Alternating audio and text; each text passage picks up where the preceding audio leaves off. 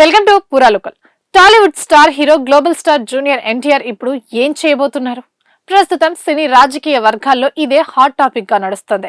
తారక్ అభిమానులతో పాటుగా పొలిటికల్ సర్కిల్లో కూడా ఆయన తదుపరి అడుగులపై భారీ అంచనాలు పెరుగుతున్నాయి.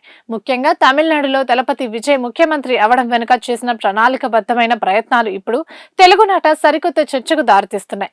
ఈ సమయంలోనే జూనియర్ ఎన్టీఆర్ ఒక కీలక ప్రకటన చేయనున్నారని, ఇందుకు ముహూర్తం కూడా ఖరారైందంటూ ఒక వార్త నెట్టింట హల్చల్ చేస్తుంది.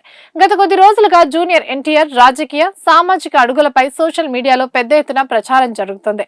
ఈ నెల 18న తారక్ ఒక సంచలన ప్రకటన చేయనున్నారనేది ఈ ప్రచార సారాంశం.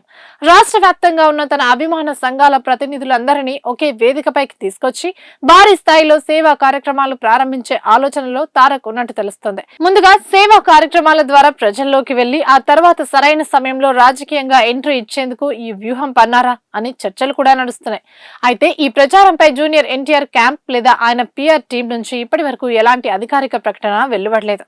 గతంలో 2009 ఎన్నికల్లో మహాకూటమి తరపున జూనియర్ ఎన్టీఆర్ సుడిగాలి ప్రచారం చేశారు. తన అద్భుతమైన ప్రసంగాలతో యువతను ఆకట్టుకున్నారు. అయితే అదే సమయంలో జరిగిన రోడ్డు ప్రమాదంలో గాయపడిన తర్వాత ఆయన రాజకీయ వ్యవహారాలకు పూర్తిగా దూరంగా ఉంటున్నారు. తన పూర్తి దృష్టిని సినిమాలపైనే కేంద్రీకరించి పాన్ ఇండియా స్టార్ గా ఎదిగారు. హైదరాబాద్ లో కేంద్ర మంత్రి అమిత్ షాతో భేటీ అయినప్పుడు కూడా తారక్ రాజకీయ ప్రవేశంపై జోరుగా చర్చ సాగింది. కానీ తాను పూర్తిగా సినిమాలకే పరిమితం అయ్యానని, టీడీపీ కార్యకర్తలకు దూరంగా ఉంటున్నానని ఆయన పదే పదే స్పష్టం చేస్తూ వచ్చారు. సినిమాల్లో తిరుగులేని ఇమేజ్ సొంతం చేసుకున్న తారక్ నిజంగానే జూలై 18న తన అభిమాన సంఘాల ద్వారా సరికొత్త కార్యాచరణను ప్రకటిస్తారా?